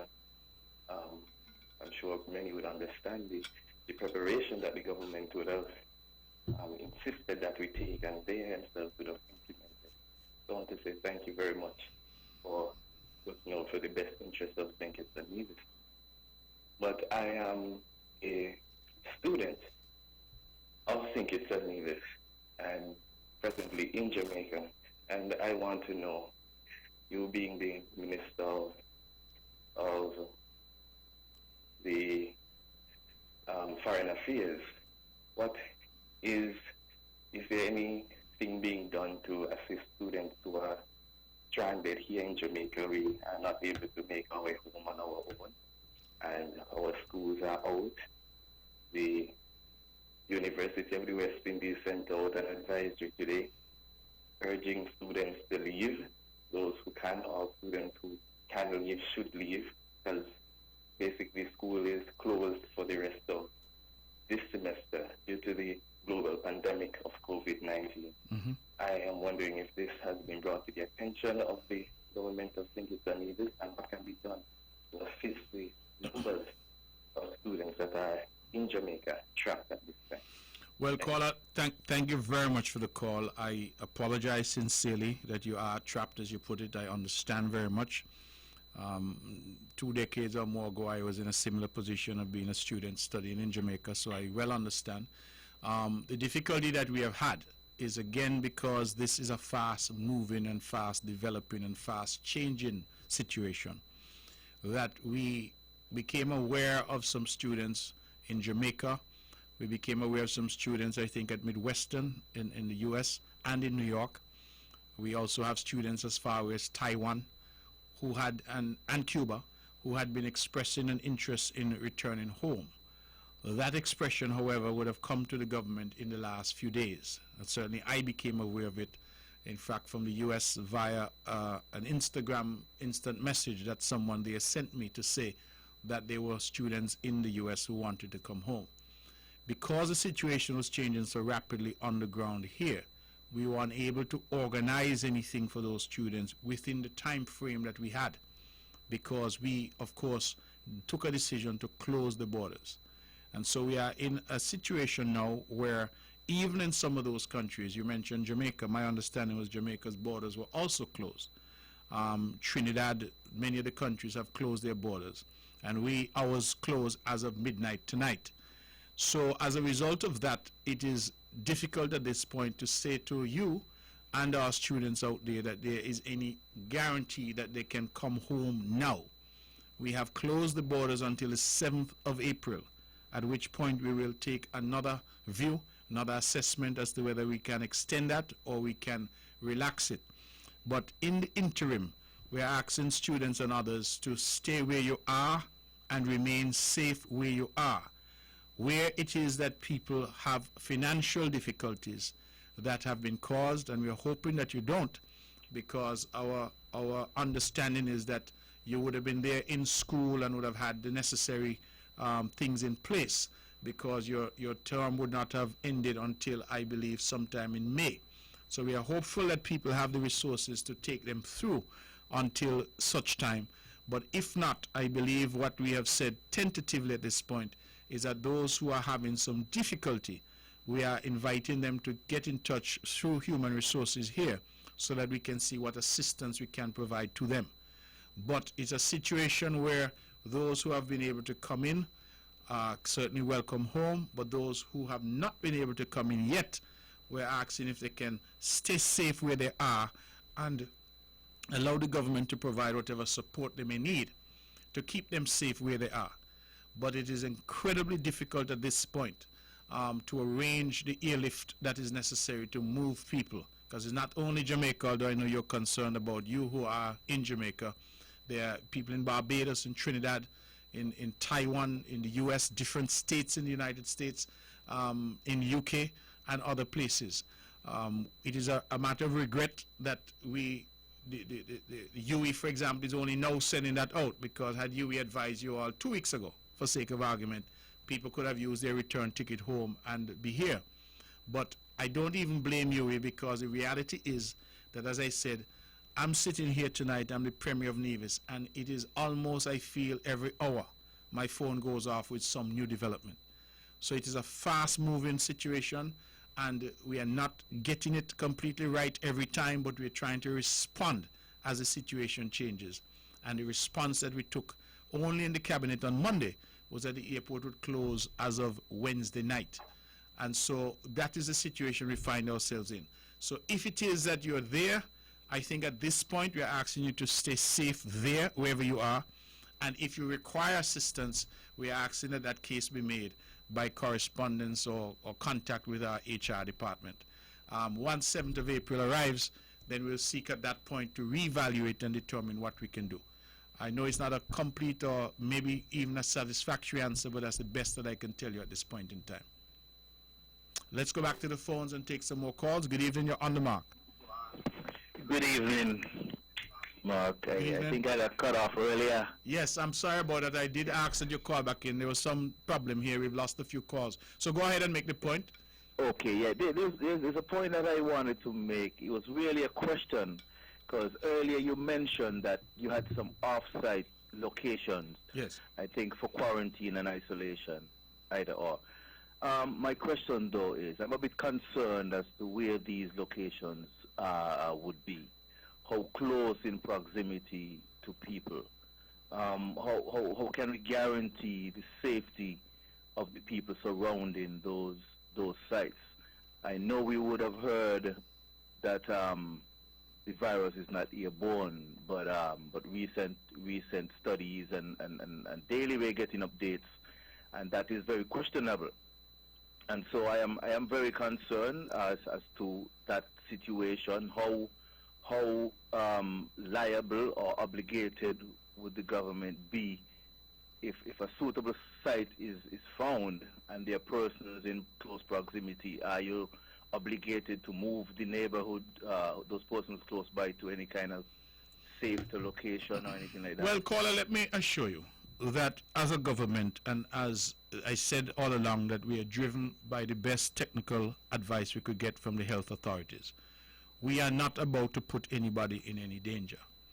We have scoured the island. We have ensured that the sites that we've identified have all the necessary protocols in place. We have been guided by PAHO, for example, that had 3 in-country reps that came here and did training with our people to try and prepare them in terms of our frontline people and provide training. In fact, our triage area that we've set up at the hospital, at the very gate of the hospital as you go in now, all of that has been as a result of those consultations and advice from the technical experts.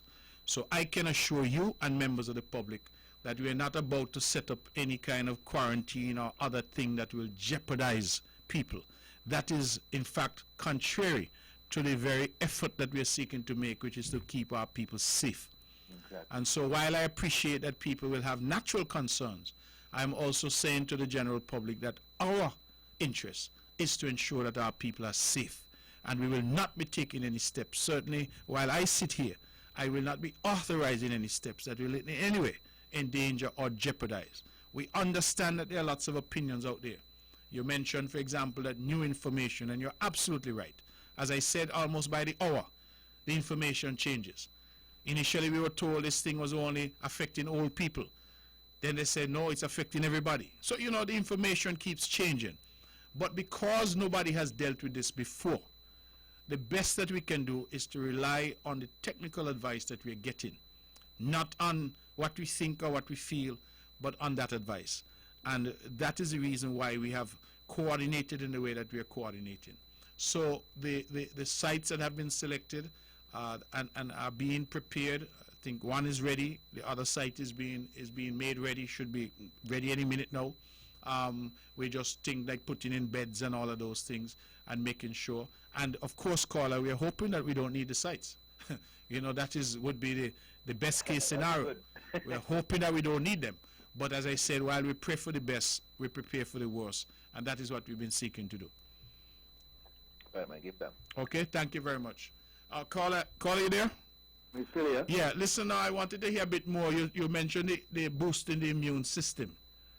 Yeah, and you didn't elaborate. I think you got cut off. Okay, that's when I got cut off. Yes. Well, we know vitamin C is one of the leading nutrients there that can keep our immune system up.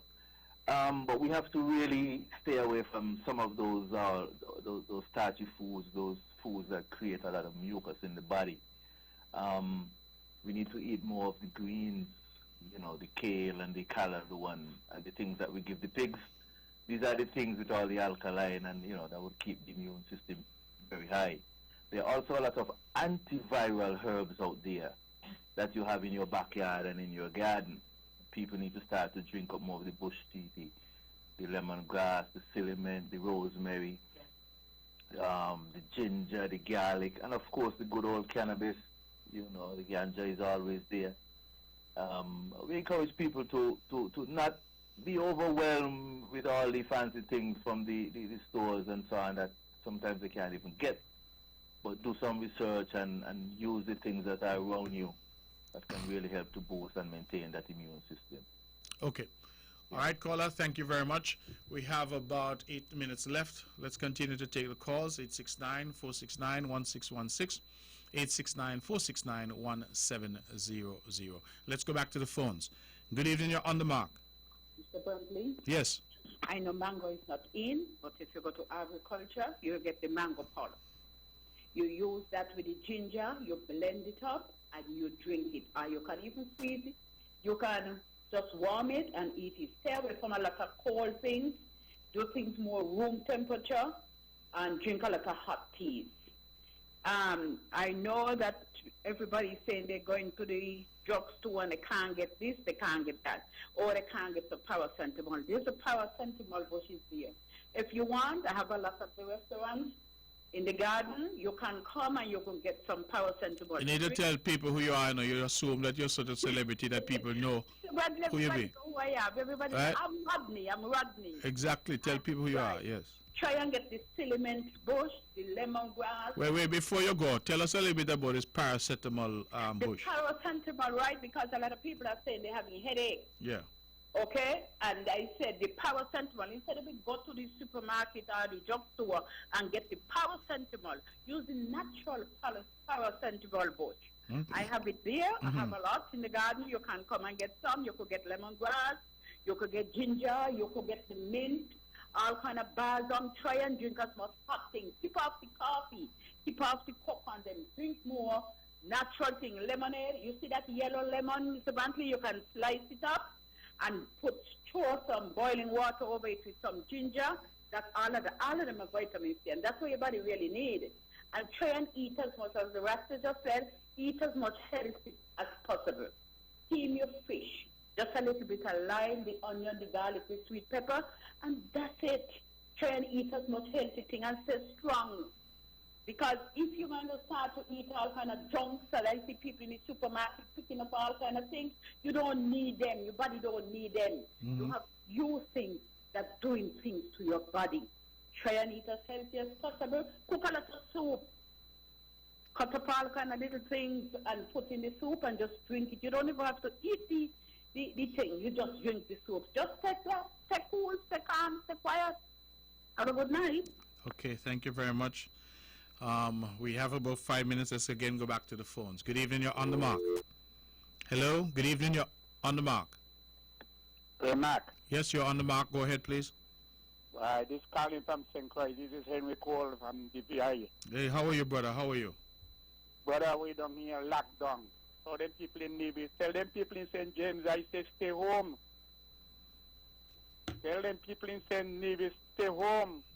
Stay home. Get something to eat home and don't go out. St. Croix locked down. Not just a supermarket, not just a name. The cook shop you could go to. All the rest of them closed. All the bars them closed. Yes.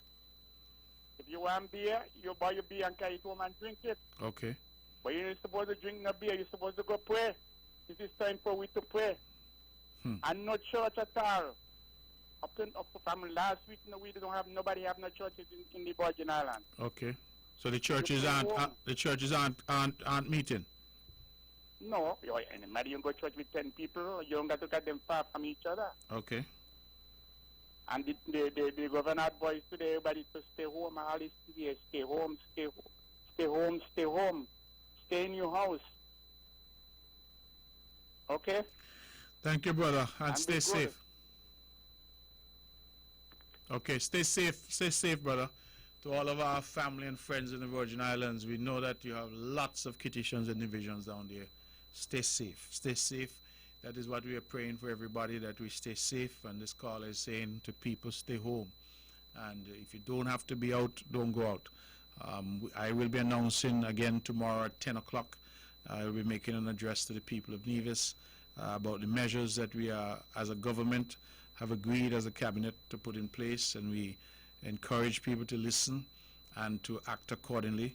We are going to try to set out what our plans are, and as I said, I will come back as often as is necessary. The key, I think, to leadership in this difficult time is to communicate effectively, communicate consistently, and communicate in a manner that people can understand. I think that when the Four Seasons was closed, was about to close and eventually closed, that it was through regular updates that the government was able to weather that, because people knew what was happening. And so I have proposed to do the same thing. Tomorrow I will make my third address since this crisis to us, and I'm going to tomorrow make my third address. Made two last week. This will be one that I will do this week.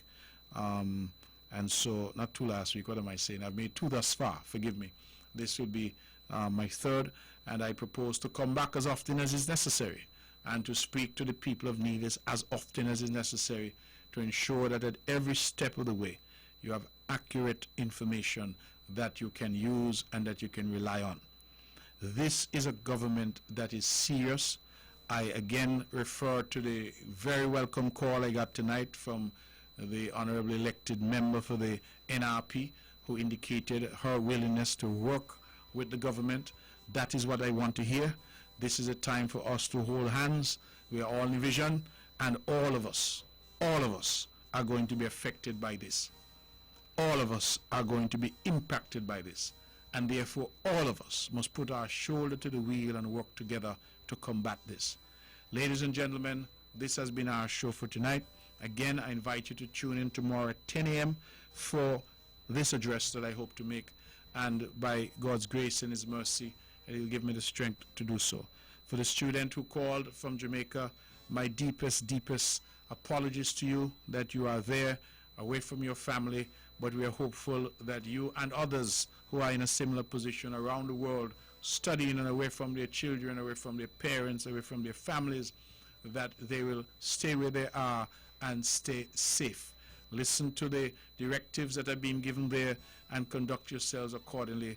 And as I said, whatever assistance we might be able to provide in your hour of need, we will seek to do so. None of us is immune. None of us will be left out. All of us are in this together. Ladies and gentlemen, that's our show. I thank those who called. I thank those who were part of this show tonight. And, of course, this show is rebroadcast tomorrow at 1 p.m. The band has struck up. It means it's time to go. Today, the world changed for St. Kitts and Nevis in dramatic fashion. Today, we recorded our first 2 cases of this dreaded COVID-19 virus. It is now for us as a community, as an island, as a nation to respond. And I believe that we have made adequate preparation. We have done what we can. We will continue to do what we can. We will do what we must. But our priority is the safety and security of our people. Thank you. Good night. And may God bless you and your families and keep you safe. And may He bless